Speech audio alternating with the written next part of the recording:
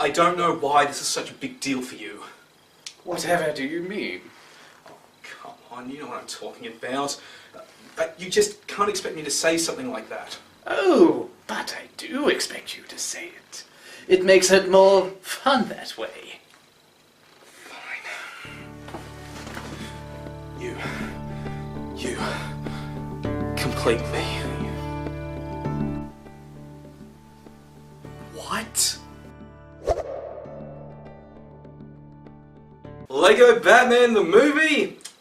The guys from the Lego movie, they did it again. This is smart, this is funny, and it kind of lacks the energy of the first film, but it still manages to come away as a great film in its own right and does its own thing. Now, one thing to give immediate praise to is the writing in this, okay?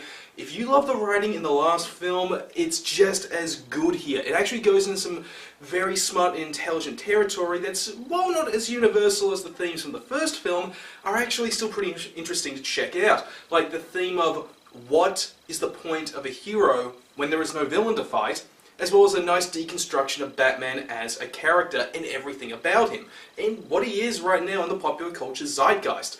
Stuff like that is really awesome to actually see, but alongside that, there are tons of jokes on display that are just funny. Okay, some do miss, but the ones that hit the mark, they are hilarious and helped up with some great animation like before. We got a great mix of stop motion animation and CGI that managed to come together into something that's really nice and awesome to look at. Some things really don't look as spectacular as they did in the first film though, but we still get some pretty cool and awesome visuals regardless. I mean, the climax of the film, well, the lead up to the climax of the film, I'll talk on the climax later, it actually involves various Lego carnations of different monsters and characters from different properties. Like, we see Lego Sauron, Lego Gremlins, we see Lego Voldemort all get involved and team up with the Joker. Like, I did not expect that going in, and it was just awesome to see. But as awesome as this is, its intelligence has come at a bit of a price.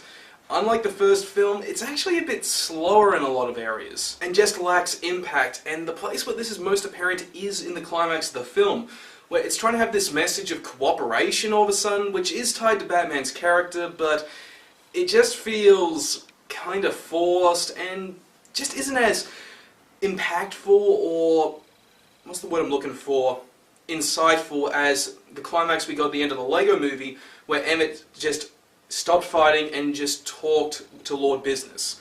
Here, it's just, I need you, we need to work together, we can save the city. And that's the ending. Plus, if you're not really a fan of Batman as a character, you're not going to get a lot out of it. Okay, sure, there's some awesome visuals and some intelligent writing on display, but this really is a celebration of all things Batman, from the best to the worst and everything in between. So Batman fans are the ones who are going to get the absolute most out of this movie. As a whole, Lego Batman is a great celebration of Batman, from everything about the character to everything he has become.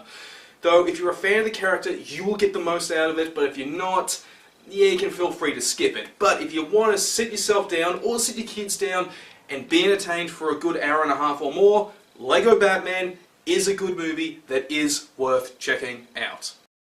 Well, it's awesome to finally get this review out there and done. And up next is going to be Guardians of the Galaxy Volume 2 and some other stuff that really needs to get done as well, like my review of Get Out. And in terms of game reviews, okay, soon I'll have my review Persona 5 and then Layers of Fear out.